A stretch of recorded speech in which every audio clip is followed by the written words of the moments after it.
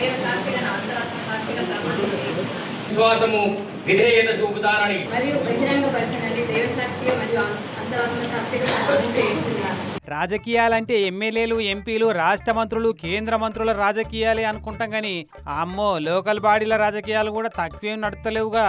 బరాబర్ మెజారిటీ ఉన్న మున్సిపాలిటీలు కార్పొరేషన్ల కాడ ఎటువంటి కిరికిరి లేకుండా మంచిగానే ఉంది కానీ అటు ఇటు కాకుండా రిజల్ట్ వచ్చిన కాడనే గమ్మతి రాజకీయాలు నడుస్తున్నాయి. నిన్న పొద్దుగాల 10 గొట్టంగా 116 మున్సిపాలిటీలు 7 కార్పొరేషన్ల కొత్తగా గెలిచిన సభ్యుల ప్రమాణ స్వీకారాలకు ఏర్పాట్లు చేసి తయారు పెట్టిరు అధికారులు అంతటా. ఇక ఎటువంటి కిరికిరి లేకుండా జరిగిన కాడికి అయితే నిమ్మలంగానే జరిగినాయి. బొటాబొటీ మెజారిటీ ఇచ్చిన మున్సిపాలిటీల కాడ అటు ఇటు కాకుండా సగం సీట్లు గెలిచిన కాడనైతే చిత్రమైన రాజకీయాలే జరిగినాయి. గంప కింద కోలను గమ్మినట్టు గమ్మి క్యాంపులకెళ్ళి డైరెక్ట్ గా బస్సులలో పట్టుకొచ్చి ప్రమాణాలు చేపించారు కొంతమందిని. అయితే అక్కడక్కడ రాత్రికి రాత్రే లెక్కలు మార్చి పడేసిరు అధికార పార్టీ లీడర్లు.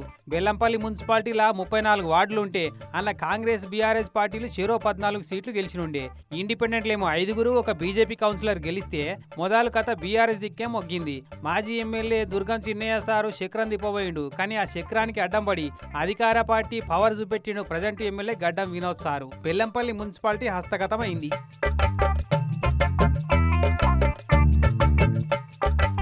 అదే మంచిర్యాల జిల్లా క్యాతనపల్లి మున్సిపల్ సభ్యుల ప్రమాణ స్వీకారం చైర్మన్ ఎన్నికలేమో వాయిదా పడ్డాయి. 10 మంది కారు పార్టీ క్యాండిడేట్లు 4 సిపిఐ పార్టీ క్యాండిడేట్లను ఎంటబెట్టుకొని మున్సిపల్ ఆఫీసుకు పోతుంటే సెంటర్లనే అడ్డం పడి ఆపేసిరట పోలీసులు.